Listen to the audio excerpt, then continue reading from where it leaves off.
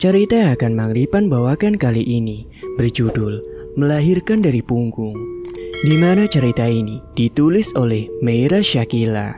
Dan tak usah lama-lama, ini dia ceritanya. Aduh bu, perut Ning sakit bu, rintih Kemuning dengan peluh yang bercucuran berlomba di wajahnya. Sayang, ibu kan sudah katakan sama kamu itu harus banyak istirahat. Keadaan kandunganmu itu sangat lemah. Tapi bu, Ning sepertinya mau melahirkan.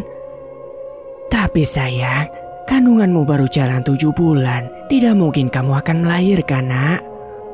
Kemuning merasakan perutnya yang seakan melilit, rasa panas di bagian punggungnya, dan juga kontraksi di perutnya yang secara bersamaan. Endah ibunya merasa tak percaya jika Kemuning akan melahirkan, karena usia kandungannya masih menginjak 7 bulan. Jika sudah 9 bulan barulah dia akan percaya, namun kan ini tidak. Tidak mungkin kamu akan melahirkan, lirih Endah menatap sendu putrinya yang tengah meringis kesakitan. Mas Danu, tolong Ning mas, teriak Kemuning yang membuat Bu Endah terhenyak dari duduknya. Nah, sabar nak, sing tenang. Endah merasa tak tenang karena melihat Ning yang semakin memucat. Perutnya yang membunyi terus diraba-raba oleh Endah. Gerakan bayi di dalamnya seperti biasa, tenang dan tidak ada tanda akan melahirkan. Namun tidak dengan Kemuning, dia masih terus meringis dan merintih. Kemudian Kemuning pun berteriak. Dia merasakan perutnya yang semakin kesakitan. Endah pun merasa heran karena perut buncit milik putrinya itu bergerak-gerak. Nah, apa yang terjadi, nak? Bu, tolong Ning, bu. Ning, ya Allah, apa ini, Dok? Ujar Bu Endah yang semakin khawatir. Kemuning terus mengerang. Dia bergelinjang di atas kasur. Darah sudah merembes dari jalan lahirnya, membuat Endah semakin khawatir. Kemuning pun berteriak kembali, kala perutnya terus berputar dan juga bergerak. Wajahnya sudah memucat menahan sakit. Tenaganya sudah hampir habis karena terus berteriak. Suara sobekan terdengar ngilu di telinga si Endah. Cairan merah dan kental mulai keluar dari punggung Ning. Sesuatu memaksa keluar dari dalam sana. Endah melotot kala melihat darah terus membanjiri baju putrinya. Kemuning terus berteriak dan merintih kala sobekan di bagian punggung semakin membesar. Kemuning, ya Allah Dok, kenapa dengan kamu? Endah histeris melihat punggung putrinya yang mendapati sobekan. Dan semakin Kemuning berteriak, sobekan itu justru semakin membesar. Endah semakin membeku kala suara itu semakin menyayat di telinganya. Ibu, tolong Ning bu. Kemuning merentangkan tangannya. Dia meminta pertolongan pada sang ibu. Namun Endah justru melangkah mundur. Rasa tak percaya dan takut sudah memenuhi pikirannya. Ya Allah, ada apa ini? Apa yang terjadi pada putriku? Endah menggelengkan kepala dengan bulir bening yang sudah luruh membasahi kedua pipinya. Netra Kemuning pun ikut menangis. Di tengah rasa sakit yang menyiksanya, Kemuning semakin terluka kala Endah malah menjauhi dirinya. Suara meminta tolong terdengar lirih dari Kemuning dengan netranya yang berlinangan air mata. Tubuhnya sudah lemas, wajahnya pucat pasi dengan bibirnya yang sudah mengering. Darah terus merembes membasahi tubuh Kemuning dan kasurnya. Endah berjalan gontai menatap keanehan yang terjadi di depan matanya. Rintihan kesakitan terdengar lirih dari Kemuning yang perlahan kemudian menutup matanya. Dan barulah setelah itu, Endah berjalan menghampiri Kemuning. Tubuhnya yang bersimbah darah dengan wajahnya yang memucat membuat hati Endah seakan teriris. Ning, bangun Ning. Kemuning, bangun nak. Endah merangkul tubuh Kemuning, tetapi suara tangisan bayi membuat Endah tersentak. Endah memutarkan kepalanya, menatap punggung Kemuning yang sudah berlumuran darah. Sebuah tangan mungil terlihat dari lubang yang terdapat sobekan. Bayi. Endah perlahan beringsut. Dia tak melakukan apapun selain menangis menatap putri dan cucunya. Bibirnya keluh karena keterkejutan masih menguasai dirinya. Gusti, ada apa ini? Bagaimana bisa putriku melahirkan dengan cara seperti ini? Endah meratap meraup wajahnya, menatap tangan mungil yang terus bergerak dari punggung Kemuning. Kemudian terdengar suara orang mengetuk pintu. Bu, Ning, tolong bukain pintu. Suara Ihsan sang suami memanggil dari luar. Bahkan dia berkali-kali berteriak, namun Enda hanya tergugu tak mendengar panggilan dari sang suami. Hingga setelah selesai membuka sepatu, Ihsan langsung masuk karena pintu yang tidak dikunci. Ihsan terpaku melihat keadaan rumah yang sepi, namun telinganya mendengar suara tangisan bayi. Perlahan Ihsan melangkah menuju kamar Kemuning, namun pandangannya seketika berubah kala dia melihat darah yang merah kental telah memenuhi ranjang Kemuning. "Bu, ada apa ini?" Dia melangkah gontai menatap Enda yang terdiam dengan tangan menutup bibirnya. Ihsan terkejut kala dirinya telah mendekat dan melihat keadaan Kemuning. "Ya Allah, Bu, ini ada apa dengan Kemuning?" Ihsan berteriak melihat punggung Kemuning yang terus mengucurkan cairan merah. Bau amis menguar di dalam ruangan kecil tersebut. Netra Ihsan berkaca dengan bibirnya yang gemetar. "Bu, ada apa dengan Ning?" Ihsan merangkul Kemuning, meraba seluruh tubuhnya, menatap punggungnya yang terdapati sebuah lubang besar, bahkan sesosok bayi masih berada di sana. Tanpa berkata, Ihsan pun langsung berlari menuju pintu utama. Dia pun kemudian keluar berteriak meminta pertolongan. Beruntung warga masih ramai di jam sehabis maghrib sampai pukul 22. Beberapa orang menghampiri melihat kecemasan Ihsan yang terus berteriak meminta pertolongan. "Ada apa, Pak?" tanya Pak Paijo. Itu, nih, Pak, bicara yang benar, ada apa?" seru Pak Kosim. Tanpa berkata lagi, Pak Ihsan langsung menarik tangan Pak Paijo untuk mengikuti dirinya. Kini mereka semua mengikuti langkah Pak Ihsan, namun pandangan mereka seketika berubah kala melihat darah yang berceceran di atas ranjang tempat tidur Kemuning. Bahkan bau amis dan anyir darah menyeruak di penjuru ruangan yang diperkirakan 3 kali 4 meter persegi tersebut. "Apa yang terjadi pada Kemuning, Pak?" tanya Pak Ijo dengan mata membulat sempurna. "Saya juga tidak tahu. Saat saya kembali, keadaan Kemuning sudah sangat mengkhawatirkan. Lihat, itu ada bayi," tunjuk Pak Kosim pada punggung Kemuning. "Panggil warga, minta bantuan sama Pak RT," ujar Pak Ijo. "Tapi Pak, apa semuanya akan baik-baik saja?" "Jika dibiarkan lebih tidak baik. Ini bukan hal sepele," ujar Pak Ijo kepada Pak Ihsan. Akhirnya kemudian, Pak Ijo pun berlari sendiri hendak mencari bantuan. Apa yang dia lihat sangat mengejutkan. Dengan peluh bercucuran keringat, dia terus berjalan menuju rumah Pak Nawi, seorang kepala desa di Desa Pati. Angin seakan menerpa wajahnya. Jalanan yang sepi karena melewati sedikit kebun pisang membuat rasa takut Pak Ijo seakan menyergap. Apalagi pikirannya dipenuhi oleh bayang-bayang Kemuning. Pak Ijo kemudian menangkap suara seseorang yang sedang menangis. Namun semilir angin membuatnya terus berjalan tanpa mau menoleh. Sekelebat bahan hitam membuatnya semakin merasakan berat di tengkuknya. "Bang, tolong, sakit." Suara parau dan lirih terdengar sayu di telinga Pak Ijo. Langkahnya semakin cepat dengan debaran jantung yang kian mengencang. "Ini kenapa serasa jauh sekali, padahal cuma melewati beberapa pohon pisang saja," batin Pak Ijo dengan degup jantung yang semakin tidak beraturan. Sebuah cahaya dari sinar lampu di depannya sedikit membuatnya lega. Namun semakin mendekati cahaya, Pak Ijo malah semakin dibuat gelagapan. Sosok wanita dengan rambut panjang, dengan wajahnya yang hitam serta mulutnya yang tidak berbentuk, kini tengah berdiri tepat di hadapannya.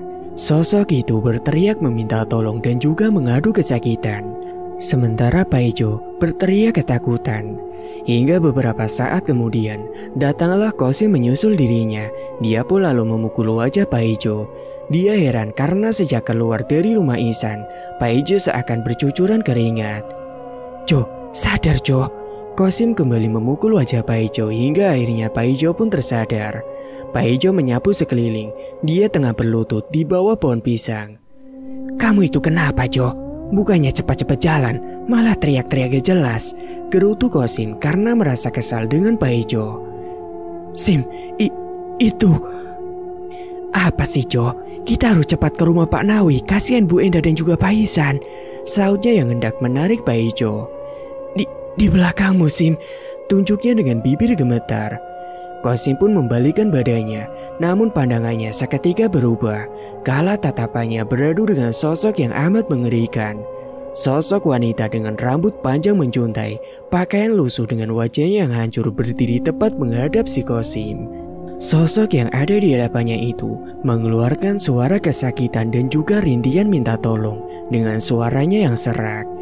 Paijo dan Kosim pun semakin ketakutan. Memang inilah pertama kali mereka saling tatap dengan makhluk mengerikan.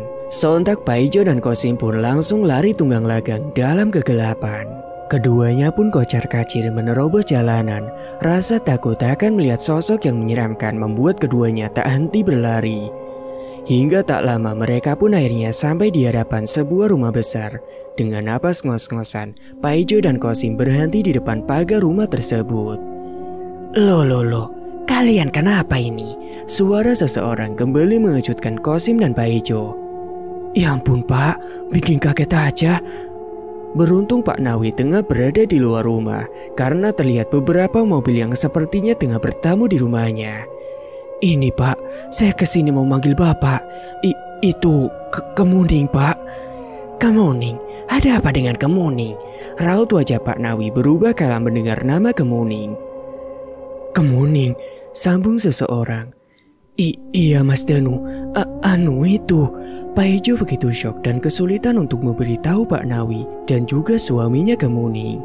Memang Danu ini tengah berada di rumah kepala desa. Dia bekerja bersama Pak Nawi menjadi bawahannya. Ada apa dengan istri saya Pak? Tanya Danu yang nampak khawatir. Aduh, gimana ya saya jelaskannya? Itu, Kemuning berdarah di punggungnya. Berdarah? Apa maksudnya? Danu merasa khawatir melihat kecemasan kedua orang yang terlihat pucat dan syok itu. Tanpa menunggu penjelasan, Danu pun berlari dan mengendarai motornya. Yang tak lama Pak Nawi dan beberapa orang ikut serta menyusul dirinya. Singkatnya sesampainya di rumah, Danu terlihat syok mendapati Kemuning sudah tidak tertolong. Dia melangkah gontai dengan tungkai kaki yang seakan melemas. Ning, Kemuning, lirihnya sembari menatap sang istri yang terbaring dalam keadaan bersimbah darah. Pandangan Danu berkaca, menatap bayi mungil di dalam punggung Kemuning. Ning, bangun, ini aku suamimu. Lirihnya dengan membelai punggung Kemuning. Sementara Pak Isan perlahan memangku bayi tersebut dan mengeluarkannya dari punggung Kemuning. Sosok bayi perempuan dengan wajahnya yang cantik seperti Kemuning membuat mereka menangis tidak percaya akan apa yang menimpanya. Ning, bangun Ning, jangan tinggalkan Mas. Danu menangis. Kemuning yang selama ini selalu menyambut hangat kepulangannya setiap malam, kini dia menyambut kepulangan Danu dengan keadaan sudah tidak bernyawa. Ning, apa yang terjadi sebenarnya? Kenapa bisa seperti ini? Tangis Danu pun semakin pecah. Dia tak pernah menyangka jika Ning akan meninggalkannya. Bahkan kepergian Ning seakan tidak wajar. Dia menatap punggung Kemuning. Sebuah lubang besar nampak sangat menyakitkan. Danu mengepalkan tangan. Pikirannya kalut dengan apa yang terjadi pada istrinya. Pak Isan, ada apa ini sebenarnya? Pak Nawi dan beberapa warga berdatangan. Tidak ada satupun yang tidak syok melihat apa yang terjadi pada Kemuning. Ya Allah, Ning melahirkan. Suara ibu-ibu saling lempar pertanyaan. Gak mungkin, kandungannya kan baru 6 bulan dan beranjak 7 bulan. Di mana juga orang yang melahirkan dari punggung? Suara desas-desus ibu-ibu terdengar di telinga Bu Enda. Yang mereka katakan ada benarnya, kandungan Ning masih muda dan belum waktunya untuk melahirkan. Dan yang membuat heran, mengapa Ning melahirkan dari punggung? Nah kan, benar apa kata saya. Ning dan keluarganya itu adalah penganut ilmu hitam. Suara nyaring terdengar kala memasuki kerumunan. Sumi, serempak warga menyebut namanya. Apa maksud perkataanmu Sumi? Tugas Bu Enda menatap tajam sang empunya suara. Enda, kamu gak usah berpura-pura lagi. Saya tahu kalian ini menganut ilmu hitam. Buktinya anak kalian mati tidak wajar. Pasti ini ulah kalian kan? Ucapnya tajam menatap nyalang pada keduanya. Hei bapak-bapak, ibu-ibu, nih saya kasih tahu, Ning itu sudah memelet Danu. Dia sudah mengguna-gunai suaminya. Cukup Sumi, Kamu berkata seakan kamu tahu semuanya. Kemuning tidak pernah melakukan apa yang kamu tuduhkan. Bibi macam apa kamu yang memfitnah keponakannya sendiri? Pekik Enda dengan menunjuk wajah Sumi. Berani kamu melawan Enda? Kalau kenyataannya kalian itu penganut ilmu hitam, kenapa tidak diakui saja? Bentak Sumi yang tidak mau kalah. Sudah, apa-apaan kalian ini? Seru Pak Nawi yang hendak memisahkan keduanya. Ihsan dan Danu hanya diam tidak menanggapi sedikit pun perkataan dari Sumi. Iya, Sumi adalah adik dari Enda.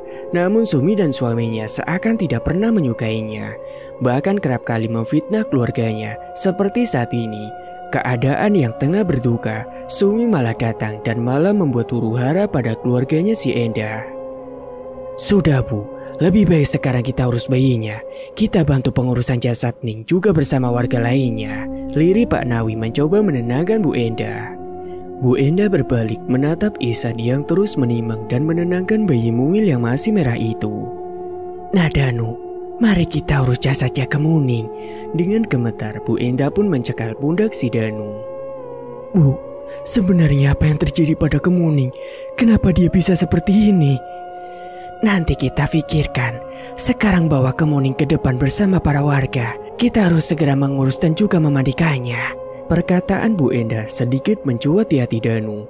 Dia tidak pernah berpikir Kemuning akan meninggalkannya. Sejujurnya dia tengah menyediakan sesuatu untuk Kemuning, hingga dia memaksakan untuk bekerja menambah waktu. Namun rupanya apa yang dilakukan sudah sia-sia. Danu yang tengah berunding bersama Pak Nawi untuk membicarakan soal rumah yang akan dia beli untuk dia tinggali bersama Kemuning, kini musnah sudah. Kabar kematian Kemuning pun sudah tersebar begitu cepat. Warga berbondong-bondong datang untuk melayat dan juga melihat kematian Kemuning yang sangat tidak wajar. Enda menemani warga untuk membersihkan mayat Kemuning karena darah yang terus mengucur dari punggungnya. Ihsan dan Danu terdiam di dalam kamar bersama dengan bayi mungil yang baru saja terlelap tidur. Pak, kematian Kemuning sangat tidak wajar. Tidak mungkin Kemuning yang baik-baik saja sebelumnya kini tiba-tiba meninggal dengan keadaan yang sangat tragis, ucap Danu dengan pandangan yang kosong. Iya, Bapak juga mengerti. Kita cari tahu nanti. Jika memang kematian di Kemuning ada campur tangan manusia, Bapak tidak akan mengampuninya. Ihsan dan Danu merasakan kejanggalan pada kematian Kemuning. Bukan hanya kematian, tapi dari cara Kemuning yang melahirkan dari punggung itu sangatlah tidak wajar. Berbagai macam pertanyaan hadir di benaknya si Danu. Baru saja dia akan mewujudkan impiannya, namun sebelum terwujud, justru kesedihan menerpa hidupnya. Ihsan beranjak meninggalkan Danu. Danu hanya menangis menatap bayi mungil yang sedang terlelap di atas kasur. Dan tiba-tiba saja terdengar suara derap langkah kaki di balik kaca jendela. Dani menyipitkan matanya mendengar suara rintian yang bercampur dengan suara derap langkah kaki. Danu melangkah hendak melihat apa yang ada di balik jendela. Dia pun kemudian menyingkap gorden. Matanya melotot kala pandangannya menangkap sesuatu di luar sana. Mas Danu, tolong mas, sakit. Kemuning? Lirih Danu mengusap wajahnya dengan kasar. Dan tiba-tiba saja terdengar suara ketukan pintu. Danu pun terkisap. Sosok mengerikan yang ada di hadapannya kini sudah tidak ada.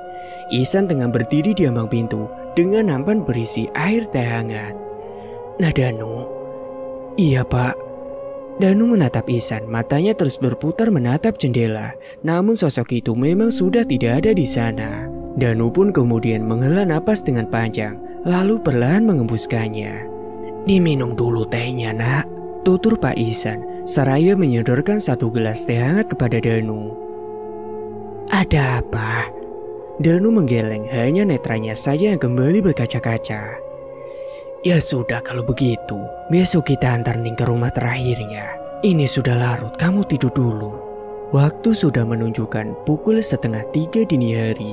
Namun mata Danu tetap tidak sedikit pun merasa ngantuk. Dia hanya termenung mengingat masa indah yang setiap hari dia lalui bersama dengan Kemuning. Singkat cerita, pagi pun menyapa. Tangisan Enda kembali pecah kala jasad Kemuning sudah dibalut dengan kain kafan. Warga sudah berkumpul hendak membantu untuk menyolatkan Kemuning yang terakhir kalinya. Danu tidak sama sekali berbicara. Wajahnya sembab dengan bulir bening yang terus meluruh dari matanya. Mas Danu, suara seseorang membuat Danu tersentak dan sebuah tangan tengah menyentuh pundaknya dengan erat. Murni. Danu menatap Murni. Dia adalah anak bibinya Kemuning, yakni Sumi dan Yatno. Ikut berduka ya mas, ucapnya sambil mengelus punggung si Danu. Danu hanya diam, dia tidak bisa mengungkapkan apapun selain memikirkan Kemuning yang terus berputar di ingatannya. Mas, Murni duduk di samping Danu. Dia menyandarkan kepalanya di pundak Danu yang langsung mendapat tepisan kasar dari tangan kekar Danu. Apa yang kau lakukan? Pergilah. Tapi aku masih ingin di sini, Mas, menemani kamu. Tolong tinggalkan aku, Murni. Tolong pergilah sekarang. Danu sedikit menaikkan suaranya. Murni membentakkan kaki lalu meninggalkan Danu dan keluar dari kamar. Danu kembali merenung kala semua orang tengah menyolatkan Kemuning. Dia menatap sebuah bingkai foto yang lusuh, yang terdapat sebuah gambar di mana dirinya dan Kemuning tengah bersanding. Kenapa? Kenapa kamu pergi secepat ini, Ning? Lirihnya dengan derayan air mata. Danu mengusap bingkai itu dengan tangan bergetar. Rasa sedih dan tidak percaya akan kehilangan Kemuning masih melekat di hatinya. Nah Danu, suara Enda memanggilnya. Danu yang tengah menangis pun langsung menghapus jejak air matanya dengan kasar. Ayo nak, kita antarkan Kemuning, ucapnya sambil menggendong bayi mungil yang masih merah itu. Ukuran bayinya pun masih belum stabil karena terlahir prematur. Namun Enda dan keluarganya tidak membawa bayi itu ke rumah sakit karena masih berada di dalam perdesaan terpencil. Danu termangu mendengar perkataan Bu Enda. Kata antara sungguh membuat hatinya menjadi ngilu. Bu, ini mimpi kan Bu? Ujar Danu dengan netra yang sendu. Enda menatap Danu dengan sayu. Dia melangkah gontai hendak mendekati si Danu. Meski tunggainya begitu terasa lemas kala mendengar ucapan dari Danu. Ibu pun berharap ini adalah sebuah mimpi. Namun pada nyatanya Kemuning memang sudah meninggalkan kita nak. Enda berkata dengan wajah tertunduk menatap bayi dalam gendongannya.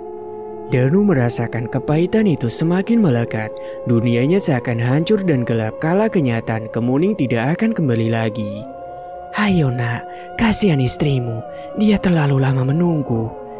Dengan ragu dan hati yang masih tidak percaya, Danu terpaksa beranjak untuk mengikuti Enda sang mertua. Sesampainya di depan rumah, warga sudah berkumpul karena baru tiba dari masjid. Terlihat Sumi menyenggol sikut Murni untuk memberikan perhatian pada Danu.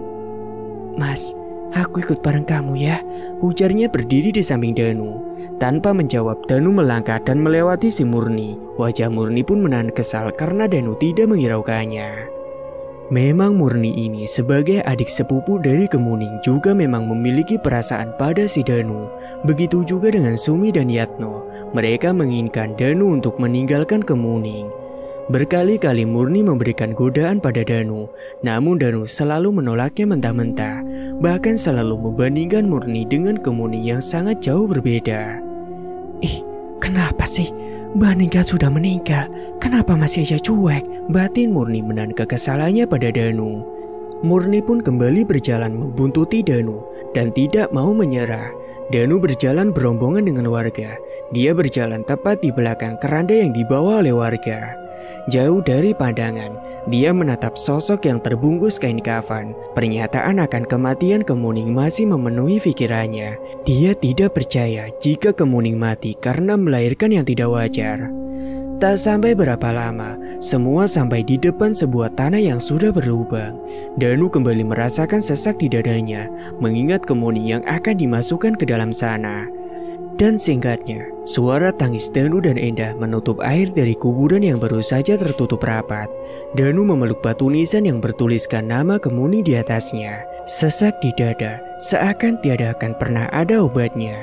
Kehilangan Kemuning, umpama dia kehilangan seuntai kehidupan yang sudah sempurna. Kini Danu merasakan dunianya terombang-ambing, seakan gelap menyelimuti dirinya. Sebelum akhirnya Danu pergi dan meninggalkan kuburan Kemuning, dia bersumpah dalam hatinya akan mencari tahu akan kematian Kemuning yang sungguh tidak wajar. Singkat cerita, seminggu sudah berlalu, Danu masih sama dengan hari-harinya. Danu hanya diam tanpa mau bicara, bahkan makan pun dia seakan tidak nafsu. Nah Danu, Ihsan datang menghampiri Danu. Ihsan merasa kasihan karena menantunya itu terus melamun sejak kepergian Kemuning putrinya. Kamu harus tegar nak, kamu harus kuat dan bangkit, kamu harus bisa bertahan demi anak kamu.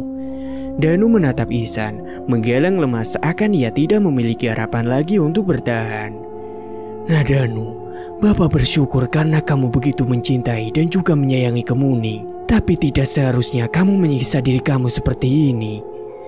Mas, suara seseorang yang tiba-tiba datang membuat ucapan Ihsan tergantung di udara. Murni duduk di samping Danu tanpa malu dan menghiraukan kehadiran Ihsan di sampingnya. Ihsan mengerti karena selama ini Murni memiliki perasaan untuk Danu. Meski sudah berkali-kali Danu menegaskan jika Murni bukanlah wanita yang dia harapkan, jauh berbeda kebiasaan Murni dengan gadis lainnya. Murni terlalu biasa memakai pakaian minim dan seksi, berbeda dengan Kemuning.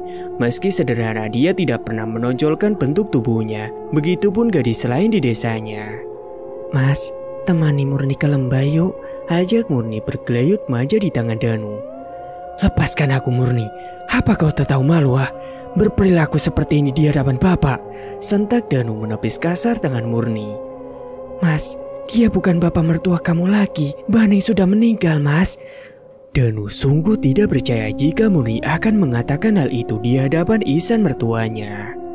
Cukup Murni, harus berapa kali aku katakan padamu, aku tidak akan mengisi hatiku dengan nama kamu. Kemuning selamanya untukku, meski dia pun sudah tiada. Rasa sesak memenuhi rongga dari dada Murni. Apa yang dikatakan oleh Danu membuatnya sedikit sesak dan seakan teriris. Apa lebihnya Mbak Kemuning? Apa yang sudah dia berikan pada kamu mas? Sampai-sampai kamu memuja dia seperti ini. Aku juga mencintai kamu mas. Herdik Murni membuat Danu merasa geram dan sedikit membuat amarahnya terpancing. Cukup Murni. Nah Danu, sudah. Hampir saja tangan Danu melayang di sebelah pipi kiri Murni. Beruntung Pak Ihsan berada di sana dan bisa menghentikan Danu yang tersulut emosi. Murni pun berlari dengan tangisan di wajahnya. Sementara Danu merasa malu pada keluarganya Kemuning. Karena Murni dia selalu saja membuat masalah. Dan itulah kejadian yang tiap kali terjadi. Bedanya kali ini Murni mampu berkata lebih seakan membuat emosi Danu terpancing. Dulu Murni kerap kali memfitnah Kemuning dengan segala cara agar Danu membencinya. Dan tidak berselang lama tiba-tiba terdengar suara. Danu, kamu apakan anakku Suara nyaring dengan langkah yang membuat bumi seakan gentar, membuat Danu dan Ihsan kembali memutarkan kepala. Apalagi yang diadukan? Gumam Danu. Pak Ihsan hanya mengusap punggung Danu. Dia mengerti dengan apa yang dirasakan oleh Danu. Sumi dan Murni berjalan dengan sombongnya. Mereka menatap Danu yang masih dalam keadaan kusut, rambut dengan wajah yang kusam karena Danu tidak merawatnya. Apa yang kamu lakukan pada Murni? Sentak Sumi menatap tajam manik mata hitam Danu. Tolong kalian pergi dari sini. Keadaan Danu masih belum baik. Tolong jangan bikin keributan. Pak Ihsan mencegah Sumi sang adik iparnya untuk menghampiri Danu. Ihsan, kau apakan Danu sebenarnya? Sampai dia sebegitu terpuruknya dengan kematian Kemuning. Tolong kamu pergi dari sini. Aku kesini untuk bertanya pada Danu kenapa dia membuat Murni menangis. Itu bukan karena Danu, itu karena ulahnya sendiri. Jangan kamu selalu menyalahkan Danu. Sudah cukup kamu selalu menyalahkan Kemuning selama ini. Herdik Ihsan yang membuat Sumi semakin kesal. Danu hanya diam tanpa mau bicara, pandangannya kosong menatap lurus pada sebuah hutan. Murni, bawa ibu kamu pergi dari sini. Ditanya lagi dengan sedikit meninggikan suaranya. Apa maksudmu? Ibu, sudah kita pulang. Percuma bicara sama mereka, hanya buang waktu saja. Murni menghampiri Sumi dan menarik tangannya. Tapi bagaimana dengan Danu? Sudahlah bu. Besok kita kesini lagi. Mas Danu juga hanya diam. Dia tidak bisa menjelaskan apapun. Percuma, buang tenaga saja. Keduanya pun akhirnya pergi dengan kekesalan di hatinya melihat Danu yang hanya diam tanpa bersuara sama sekali. Singkat waktu, Malam seakan sepi dan sunyi, tidak ada hiasan di atas langit sana. Suasana begitu mencekam disertai rintik hujan, membuat kesan yang begitu indah seakan menghilang. Tiba-tiba terdengar suara tangis perempuan begitu menyayat. Danu yang tengah terduduk di teras mengedarkan pandangan. Rintik hujan disertai angin tipis membuat suasana dingin yang seakan menusuk tulang. Danu berdiri mencari asal sumber suara yang terus merintih itu.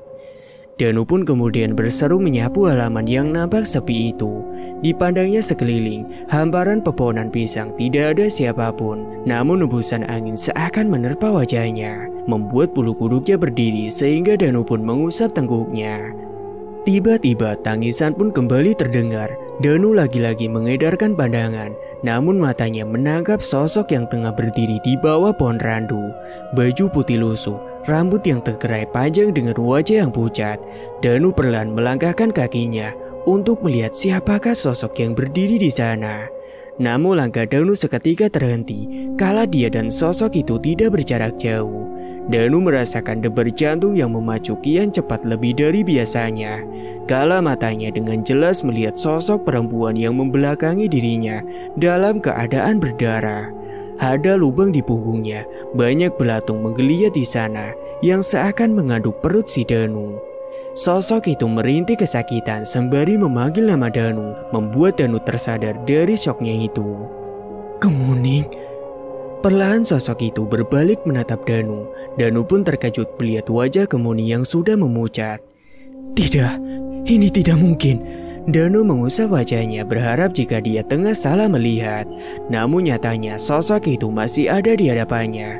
Wajahnya sendu dan sayu. Kemuning menangis dengan merentangkan tangannya sembari berucap meminta tolong dan juga merintih kesakitan. Ning, siapa yang sebenarnya sudah menyakitimu? Tanya Danu dengan tubuh gemetar. Dia, tunjuk Kemuning. Nah Danu tersentak kala sebuah suara memanggilnya. Dilihatnya Bu Endah yang tengah berdiri di ambang pintu. Dia melihat Danu dengan sedikit keanehan. Nah Danu, ngapain di sana? Danu berbalik menatap sosok yang berdiri di hadapannya. Namun Danu kembali dikejutkan dengan sosok yang kini sudah tidak ada di tempat. Semilir angin membawa aroma bau bunga melati yang sangat menyeruak. Endah mengendus-ngendus berharap tidak ada yang salah dengan hidungnya itu. Nah Danu, cepatlah masuk ke rumah. Danu yang masih berdiri mematung segera menghampiri Endah. Ia merasa ada sesuatu di balik kematian Kemuning dan akan mencari tahu semuanya. Bu, ini kok semacam bau bunga. Sudah, ayo masuk, ini sudah malam. Bu Endah memotong ucapan dari Danu. Ia mengerti dengan apa yang akan ditanyakan oleh Danu. Bu Endah tidak ingin menjawab lalu menyuruhnya untuk segera istirahat. Danu meninggalkan Bu Endah dan sekilas dirinya melihat kembali ke arah luar. Suasana sepi, tak ada siapapun, hanya semilir angin dan rintik hujan yang bersenandung di kesunyian malam itu. Bu Endang menyapu halaman, bau amis dan anyir seketika berbaur. Dia melihat halaman yang bersampingan dengan hamparan kebun pisang. Matanya sekilas melihat bayangan yang melintas. Ya Allah, apa itu? Gumamnya mengusap dadanya sendiri. Bu Eda merasakan sesuatu tengah memperhatikan dirinya, sehingga dengan cepat dia pun menutup pintu dan segera masuk ke dalam rumah. Setelah mengunci pintu, dia pun kembali ke kamarnya, hendak menemani Rania, sang cucu yang baru dilahirkan dari putrinya yang sudah meninggal. Sementara di tempat lain, Bu, kenapa Mas Danu masih saja cuek? Murni tengah duduk menatap seutas kertas yang memperlihatkan seorang pria yang tengah duduk di bawah pohon. Kamu yang sabar, mungkin masih butuh waktu. Lihat saja nanti, dia pasti akan bertekuk lutut sama kamu. Tapi kapan, Bu? Murni gak sabar. Murni mau Mas Danu itu agar jadi milik Murni. Kamu itu ada maunya tapi gak mau berusaha. Ya kamu berusaha sendiri. Terus goda dia dan cari cara agar kalian bisa berdekatan. Tapi bagaimana caranya, Bu? Jangankan untuk dekat, baru tiba saja aku langsung diusir. Sumi terdiam seakan dia tengah memikirkan sesuatu, dan tak lama dia pun tersenyum dan menjentikan jarinya. Tenang, Ibu ada cara. Sumi pun kemudian menarik telinga Murni lalu membisikkan sesuatu padanya. Murni pun tersenyum seakan tengah menemukan sesuatu di dalam jemari sehingga senyum mereka di kedua sudut bibirnya. Ada apa ini? Tumben gak galau, celetuk Yatno yang baru saja tiba. Halah, apa sih Pak? Ini cuma urusan perempuan, jadi Bapak tidak usah ikut campur. Loh, aku kan cuma nanya, kenapa jawabannya begitu? Ya lagian Bapak, anaknya seneng kok malah diledek. Sedih dikatain, bukannya bantuin anaknya biar bisa tercapai itu keinginannya. Sudahlah, bicara sama ibu malah bikin pusing saja. Yatno pun keluar meninggalkan Sumi dan Murni. Dia memang ingin Murni dan Danu bersama, tapi dia paling tidak suka dengan ocehan istri dan juga anaknya. Sumi dan Murni masih asik dengan rencananya. Keduanya seakan senang dengan kematian Kemuning, hingga mendapat sebuah cara untuk Murni bisa mendapatkan si Danu. Singkat waktu, mentari pagi sudah menunjukkan sinarnya. Warga yang hendak bekerja sudah lulu lalang memenuhi jalanan. Begitupun dengan Danu, dia tengah bersiap dengan baju kerjanya. Karena hampir 2 minggu dia tidak bekerja dan terus berdiam diri di rumah. Hari ini Danu memutuskan untuk memulai lagi kehidupannya dengan mencari tahu informasi tentang kematian istrinya yang dia rasa sangat tidak wajar. Dengan pakaian yang rapi, Danu menatap cermin. Dia berpamitan seperti biasa pada istrinya meskipun dengan bicara sendiri. Kelopaknya kembali memanas kala kebiasaan Kemuning tidak bisa dia lupakan. Namun dengan cepat Danu menghapusnya dan berkata, "Aku janji akan mengungkap penyebab kematian kamu," ucapnya seraya mengecup sebuah bingkai foto. Setelah dia selesai merapikan bajunya, Danu berjalan dan menghampiri kedua orang tuanya. Meski mereka hanya mertua, bagi Danu adalah sama orang tuanya. Karena Danu terlahir dari yatim piatu, sehingga dia tetap memutuskan untuk tinggal di rumah Bu Endah dan bekerja membantu untuk keseharian dan juga keperluan Rania. "Danu pamit ya Pak, Bu." "Iya nak, hati-hati ya." Danu pun kemudian beranjak meninggalkan Bu Endah dan Pak Ihsan. Harapannya semoga dia segera menemukan informasi akan sesuatu yang menyangkut kematian istrinya. Sepanjang perjalanan, Danu hanya menatap jalan tanpa mau menoleh dan berbicara atau menyapa setiap orang yang ditemuinya. Dan tiba-tiba saja terdengar suara teriakan kesakitan yang tak lain adalah tertabrak oleh motor yang sedang dikendarainya. Ternyata Danu ini telah menabrak seseorang. Danu menghentikan laju motornya. Terlihat Murni tengah meringis karena mendapat sedikit luka lecet di kakinya. "Mas, kamu apa-apaan sih bawa motor sambil melamun?" gerutu Murni dengan mengusap darah di betisnya. "Maaf, aku gak sengaja." Tapi Murni masih meringis kesakitan sehingga tidak bisa berjalan. "Sakit mas, aku gak bisa jalan." Danu melihat sekeliling, tak ada siapapun di situ. Warga sudah pergi ke ladang, sehingga dia kerepotan dan kebingungan sendiri. Jika dia tidak membantu Murni, bisa-bisa Sumi memarahinya habis-habisan. Namun dia juga harus segera pergi ke balai desa untuk segera bertemu atasannya. "Antarkan aku pulang mas." "Tapi Mur, aku harus ke balai desa sekarang." "Itu bukan urusanku, mas kan yang telah menabrakku." Danu mengusap rambutnya. Dia sesungguhnya tak mau jika harus mengantar si Murni. Tapi tidak ada pilihan lain selain mengantarnya. Tidak ada warga atau tetangganya yang lewat di situ. Keduanya terkejut ketika suara klakson berbunyi sangat nyaring. "Ada apa ini nak Danu?" tanya Pak Rojak. Bapak, ini Pak, tadi saya nggak sengaja melamun, jadi sedikit nyerempet terkena Murni."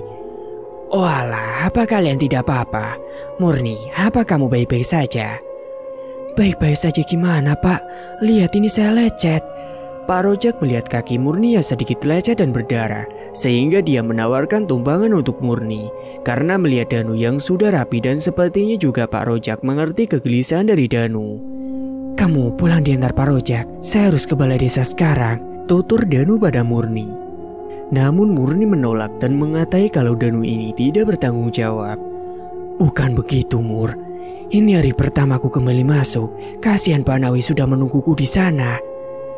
"Aku bilang enggak." "Pak, titip Murni ya. Nanti pulang kerja saya pasti melihatnya ke rumah kok," potong Danu dan langsung menaiki sepeda motornya meninggalkan si Murni. Murni pun kesal karena Danu meninggalkannya begitu saja. Dan mau tak mau dia pun harus pulang bersama dengan tetangganya, yakni Pak Rojak. "Kenapa harus Bapak sih?" sungutnya yang langsung mendapat gelengan dari Pak Rojak. "Ayo Murni, saya bantu." "Gak usah, aku bisa sendiri. Dengan sedikit tertatih, Murni naik ke motor Pak Rojak. Aduh, kok beneran sakit sih kakinya? Gumam Murni dalam hatinya sendiri. Singkat cerita, Danu pun sampai di balai desa. Pak Nawi dan semua karyawannya sudah menunggu Danu. Danu berlari kecil menghampiri teman dan atasannya dengan sedikit kecanggungan. Danu, selamat bergabung kembali, ujar Vian temannya. Iya Vi, terima kasih. Danu, kamu sudah benar-benar membaik? Tanya Pak Nawi. Sudah Pak, insya Allah saya baik-baik saja. Semuanya pun tersenyum melihat Danu yang sudah kembali seperti biasanya, meski Danu sedikit berubah menjadi pendiam. Semua temannya dan juga Pak Nawi sendiri mengerti keadaan Danu yang masih butuh waktu untuk menerima kematian Kemuning. Vian, Irfan, dan Alan adalah teman dekat dari Danu. Mereka semua adalah teman yang solid, bahkan selama berumah tangga Danu dan Kemuning, Danu selalu menceritakan semua kebahagiaannya. Bahkan sangat beruntung karena Kemuning mau menerimanya dengan sangat baik dan sangat mengasihinya. Dan yang sabar ya Dan, kamu harus kuat demi anak kamu, ujar Alan menepuk pundaknya. Iya Lan, saya ikhlas jika Kemuning dan aku berjodoh hanya sampai di sini. Tapi kenapa Dan? Aku masih penasaran dengan kematian Kemuning. Kandungannya masih menginjak 7 bulan. Bahkan bayinya saja belum seharusnya lahir. Dan bahkan yang sangat membuat aku penasaran, Kemuning melahirkan dari punggung, ucap Danu yang kemudian menghela napas panjang dan membuangnya dengan perlahan. Apa menurut kamu itu wajar? Saya pikir itu bukan hal wajar. Aku rasa kematian Kemuning sangat di luar nalar dan sangat janggal, sambung Danu lagi. Kamu benar Dan. Kami juga merasakan keanehan di kematian istrimu. Jangan-jangan ini adalah sebuah kesengajaan, ujar kawannya menatap Danu dengan penuh pertanyaan. Kesengajaan? Maksudnya? Danu, desa kita itu masih berbau-bau akan ilmu dan sejenisnya. Apa kamu lupa itu? Jelas Alan menatap Danu dengan tajam. Danu baru sadar jika desa Pati adalah desa yang masih kental dengan hal mistis. Dia tidak sadar jika selama ini keluarganya selalu dituduh sebagai pemilik ilmu hitam. Jadi, apa maksud kamu istriku di... Iya, kamu harus mencari tahu dulu. Jangan sampai kamu salah masuk. Karena desa kita hanya sedikit pemilik ilmu yang digunakan untuk kebaikan. Danu pun mangut-mangut. Dia yakin jika penampakan Kemuning yang selalu dilihatnya adalah sebuah tanda jika istrinya ingin memberitahukan sesuatu. Alan meninggalkan Danu dan kembali bekerja setelah sedikit memberi penjelasan akan hal yang menimpa Ning istrinya sahabatnya itu. Danu terus memutar otaknya berharap mendapat jalan keluar dari masalah yang tengah menimpanya. Sementara di tempat lain, tiba-tiba Murni ini berteriak membuat Sumi dan Yanto langsung tersentak. Sehingga keduanya bangkit dari duduknya hendak menemui si Murni. Mereka pun langsung mengetuk-ngetuk pintu kamar Murni. Murni, ada apa kamu teriak-teriak? Panggil Sumi meneriaki Murni di depan kamarnya. Murni, buka pintunya. Ibu. Murni pun kemudian membuka pintu dan memeluk Sumi. Keringat dingin sudah membasahi wajahnya disertai peluh sebesar biji jagung. Kenapa nak? Ngapain kamu teriak-teriak? Ini sudah malam. Dan ini kenapa wajah kamu basah sama keringatan gini? Murni terlihat memucat. Sumi merasa heran melihat Murni yang seakan gemetar seperti habis melihat setan. Bu, tadi Murni lihat ada Mbak Kemuning, celetuk Murni yang membuat Sumi melotot. Ning siapa maksudmu? Mbak Kemuning bu, tadi Murni lihat Mbak Kemuning di luar jendela kamar, ucapnya. Keringat dan peluh semakin bercucuran. Kamu jangan ngadi-ngadi, mbahmu sudah meninggal, mana ada dia di luar kamarmu? Sumi pun memasuki kamar Murni, melihat keadaan kamar putrinya yang biasa-biasa saja. Sumi pun membuka gorden, tidak sama sekali melihat siapapun di sana. Mana tidak ada Ning di sini. Kemudian Sumi pun kembali menghampiri Murni yang masih mematung. Murni, kamu itu kenapa? Kemuning sudah meninggal, mana ada dia di sini? Ujar Yatno menatap anaknya. Kenapa kalian gak percaya sih? Tadi beneran aku lihat Mbak Ning, wajahnya pucat dan... Murni menggantungkan ucapannya, membuat Sumi dan Yatno mengerutkan keningnya. Dan apa? Punggung Mbak Ning bolong bu, lirinya dengan bibir gemetar. Sebenarnya apa penyebab dia mati? Kenapa dia melahirkan di punggung? Itu sangat aneh, tanya Murni yang mulai penasaran. Sudah, kenapa kamu malah membahas dia? Mungkin karena dia itu penganut ilmu hitam, jadi dia menjadi korban Bu Enda, ibunya sendiri. Tapi, sudah, jangan bahas dia. Lebih baik kamu istirahat. Jangan lagi bahas dia. Dia sudah tenang di alamnya. Sekarang tugas kamu itu mencari cara agar Danu mau menikah dengan kamu. Murni pun terdiam meski dia sangat benci dan menginginkan Danu, tapi kematian Kemuning juga sedikit mengganggu pikirannya. Sebenarnya dia tidak tahu jika bibi dan pamannya benar atau tidak menganut ilmu hitam, atau hanya keisengan Sumi sang ibu. Murni tidak tahu, namun yang pasti Murni sedikit merasa janggal dengan kematian kakak sepupunya itu. Tapi meski begitu, Murni tidak menghentikan niatnya untuk mengambil hati si Danu dan tetap menjalankan rencananya. Kemudian di lain hari, ketika pagi sekali Danu sudah bersiap, dia akan kembali bekerja sehingga lupa akan keadaan Murni yang sempat luka karena keserempet olehnya pagi kemarin. Sampai di tengah jalan, Danu melihat Sumi dan Yatno akan pergi ke ladang hendak memanen. Hei Danu, enak sekali kamu. Sudah melukai Murni tapi tidak sama sekali berempati. Tidak bertanggung jawab sekalipun, sudah menabrak dan malah membiarkannya begitu saja, seru Sumi yang menghadang Danu di tengah jalan. Beberapa warga memandang Danu sehingga membuat Danu tak enak dan mengingat jika sempat berjanji akan melihat Murni ke rumahnya. Maaf Bi, saya lupa. Bagaimana keadaan Murni? Ucap Danu yang sungkan. Kamu lihat saja dia sendiri, kakinya bengkak. Sekarang pun dia tidak bisa kemana-mana. Baiklah Bi, saya akan ke rumah melihat Murni. Ya memang kamu harusnya begitu. Akhirnya Danu pun membalikkan kendaraannya hendak ke rumah Murni, meski dengan perasaan tak enak karena di rumahnya tidak ada siapa-siapa. Sesampainya di halaman rumah Sumi, Danu tidak melihat Murni apakah benar lukanya separah itu. Danu pun kemudian mengetuk pintu dan memanggil Murni untuk segera membukakan pintunya. Pintu pun kemudian terbuka dengan Murni yang berjalan sedikit sempoyongan. Mas Danu, ayo masuk mas, masuk. Tidak usah, saya di luar saja. Saya kesini hanya memastikan keadaanmu baik-baik saja. Gak apa-apa mas, duduk dulu. Murni buatkan minum. Dengan terpaksa Danu pun melangkah masuk dan duduk di kursi. Murni sedikit tersenyum sambil melangkahkan kaki menuju dapur. Dia hendak membuatkan teh untuk Danu. Dengan senyum mengembang, Murni pun mengeluarkan sebuah serbuk dari dalam plastik yang entah itu apa, yang kemudian dituangkan ke dalam gelas yang akan diberikan kepada Danu. Kamu harus menjadi milikku mas, gumamnya pada dirinya sendiri. Singkatnya Murni pun membawa nampan berisi teh hangat dengan langkahnya yang perlahan karena kaki yang masih sedikit nyeri. Silakan mas diminum dulu, tawarnya menyodorkan teh hangat di atas meja. Murni pun duduk di sampingnya. Danu sedikit tidak enak sehingga berusaha menjauh. Saya kesini hanya melihat keadaanmu. Maaf kemarin saya pulang larut jadi tidak sempat untuk mampir. Keseliwa sedikit mas, tapi bapak sudah memiliki jadi sedikit baikan, ucap Murni yang sedikit sopan. Murni tidak ingin lagi membuat Danu merasa kesal karena sikapnya. Dia berusaha setenang mungkin untuk bisa mendapatkan hati Danu. Aku tidak bisa lama-lama, Panawi sedang menunggu karena harus segera pergi ke kecamatan, ucap Danu yang kemudian berdiri hendak berpamitan. Tapi mas, itu tehnya belum diminum. Masa kamu tidak menghargai sesuatu yang sudah kubuat dengan sepenuh hati? Murni menarik tangan Danu dan menyuguhkan wajah memelas.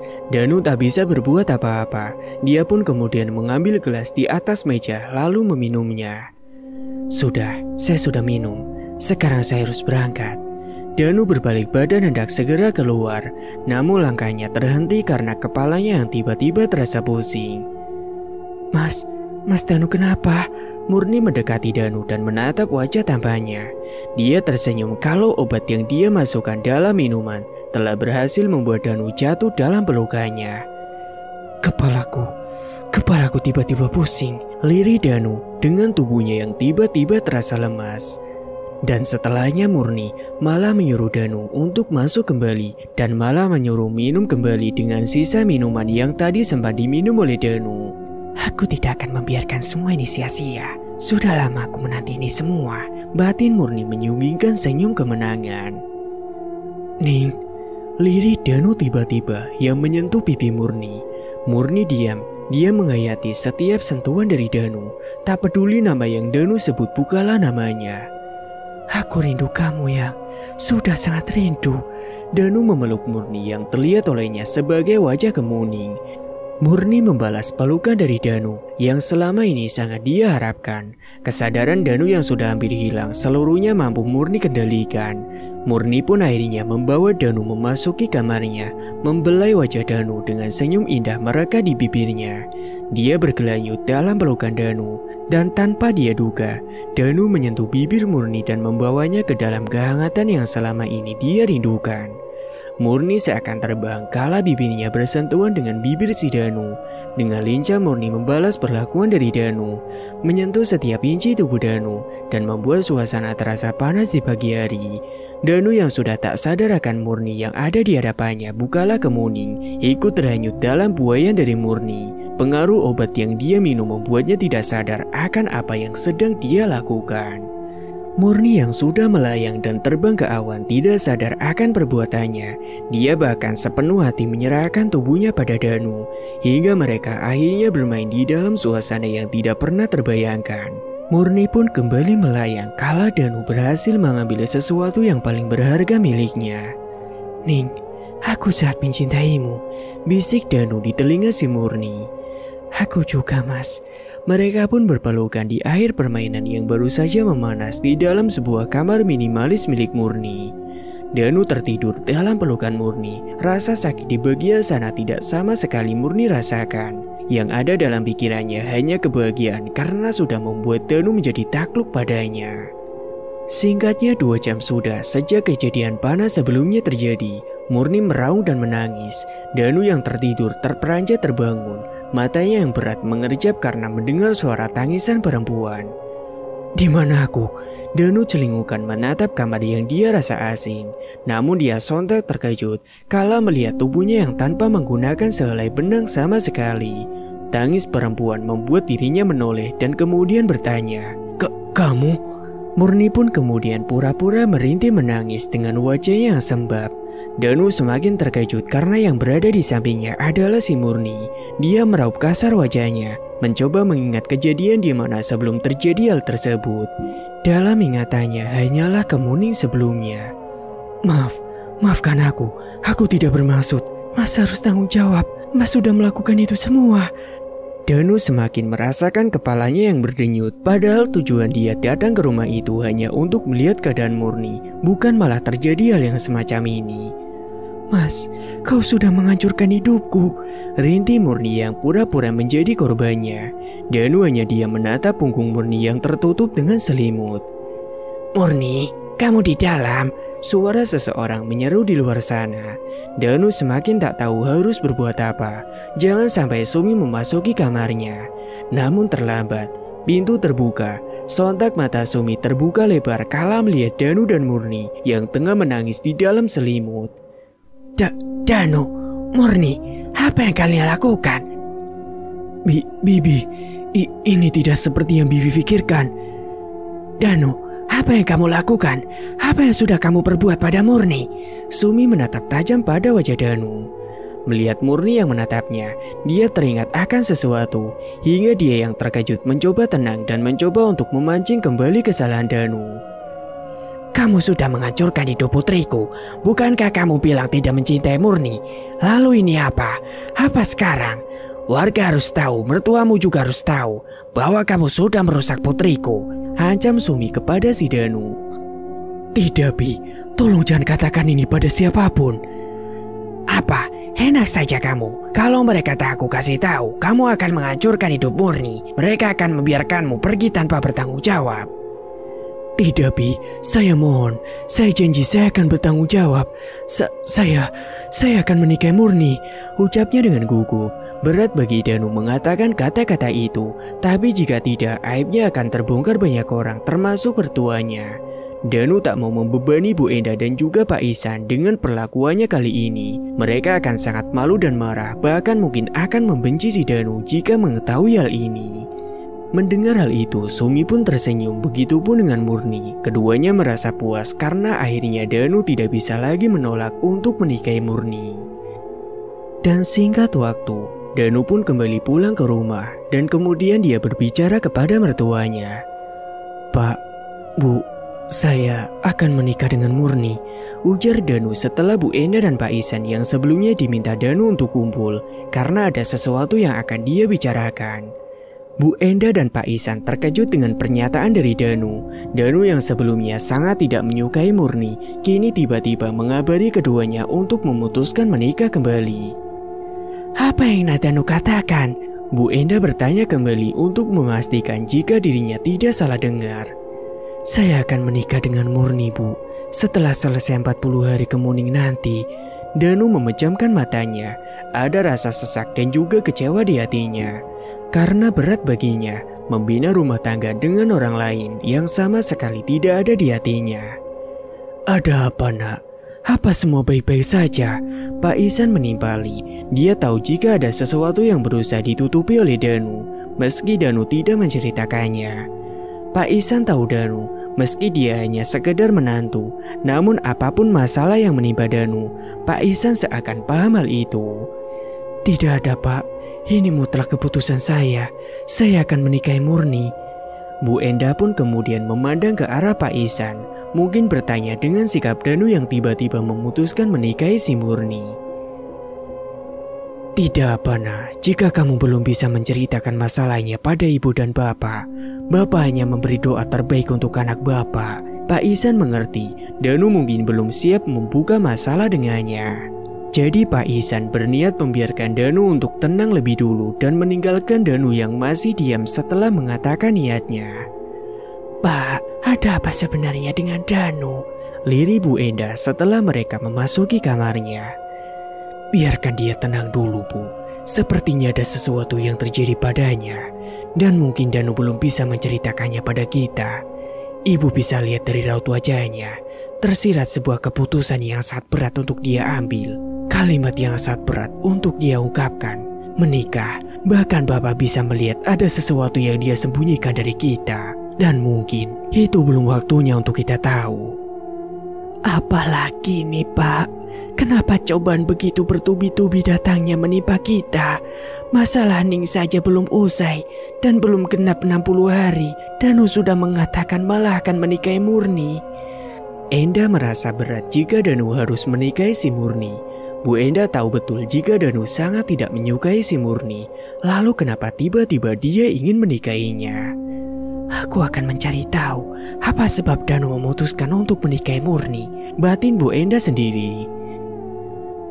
Singkat waktu, di suatu malam, suara angin dan hewan malam menjadi penghilang kesunyian di malam yang sangat kelam. Tiada bintang dan bulan bersinar di atas sana. Hanya rintik hujan yang seakan menjadi teman bagi Danu. Seakan malam yang mengerti perasaannya saat ini. "Ning, maafkan Mas Ning." Danu menatap suasana malam yang sangat hitam. Kabut memenuhi penglihatan seakan menjadi pembatas. Tangis Danu tertahan, matanya memerah dan memanas mengingat di mana Ning yang selama ini menjadi teman hidupnya. Danu masih ingat di mana dia bertemu dengan Kemuning kala itu. Ning yang menyambut kedatangan Danu ke desa Pati dengan sangat ramah dan juga sangat sopan. Hingga semakin hari kedekatan mereka berubah menjadi sebuah cinta. Kemuning menerima segala kekurangan dari Danu. Dia tahu semua tentang Danu yang hidup sebatang kara. Bahkan di desa Pati dia tidak memiliki saudara seorang pun. Dan kata sah merubah semuanya. Danu dan Kemuning pun sudah menjadi suami istri. Namun kedatangan Sumi dan Yatno di hari pernikahan membuat Murni tergila-gila pada Danu. Banyak cara yang dilakukan oleh Murni untuk menjatuhkan Kemuning, namun Danu lebih tahu sikap dan sifat istrinya. "Mas, tolong Ning, Mas. Ning sakit, Mas." Danu tersentak kala mendengar suara seorang rintihan wanita di telinganya. Hembusan angin menerpa wajahnya. Danu memutarkan kepala melihat keadaan sekitar. Bayangan hitam melayang, bau amis dan air darah begitu pekat di indera penciuman si Danu. "Ning, kamu kah itu?" lirih Danu sambil celingukan ke sana kemari. bau busuk bangkai tercium dengan campuran aroma bau bunga melati. Danu merasakan tengkuknya yang meremang dan seakan ada sesuatu yang tengah memperhatikan dirinya. Sakit, tolong mas. Danu terus mengedarkan pandangannya hingga pandangannya itu bertemu dengan sesosok wanita yang tengah menenggelamkan wajahnya di lutut. Perlahan Danu melangkah hendak mendekati sosok yang tengah merintih. Bagian wajahnya tertutup rambut hingga bagian lutut. Danu melambaikan tangan hendak meraih pundaknya, namun pergerakan Danu terhenti kala kepala sosok perempuan itu bergerak dan berputar. Sakit mas, tolong. Lirih sosok itu yang membuat aliran darah di tubuh Danu seakan tiba-tiba berhenti. Kemuning, tolong nih mas, sakit. Kemuning pun melayang menjauh. Danu mencoba mengejar dengan tungkainya yang sedikit bergetar. Ning, siapa yang melakukan ini padamu? Katakan kepadaku Ning. Kemuning pun menggelengkan kepala, wajahnya pucat dan tatapannya begitu sayu. Suatu saat, Mas akan tahu, Mas akan menemukannya. Aku tidak akan membiarkan dia tenang selama hidupnya. Dia akan ketakutan di setiap saat mengingat kematianku. Ning, apakah benar kalau kematianmu karena... Iya mas, mereka sudah memulai, maka mereka akan mendapatkan balasannya. Mereka... Ning pun kemudian melayang menjauhi si Danu. Mata Danu tersentak kala dia melihat punggung Kemuning yang ada sebuah lubangnya. Danu pun terjatuh, hatinya terluka kala melihat sosok yang sangat dia cintai kini sudah dalam keadaan yang sudah sangat berbeda.